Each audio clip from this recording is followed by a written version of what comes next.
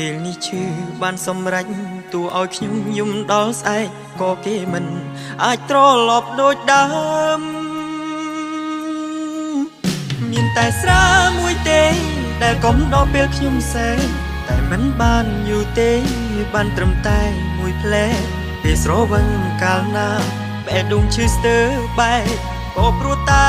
ខ្ញុំនឹកដល់គេខ្លាំងពេកពេលនេះខ្ញុំផឹកសូរ៉ាចង់បំភ្លេចស្រីសាវ៉ាតែទោះជាយ៉ាងណាមិនអាចបំភ្លេចគេក្រោយពេលស្វាងស្រវឹង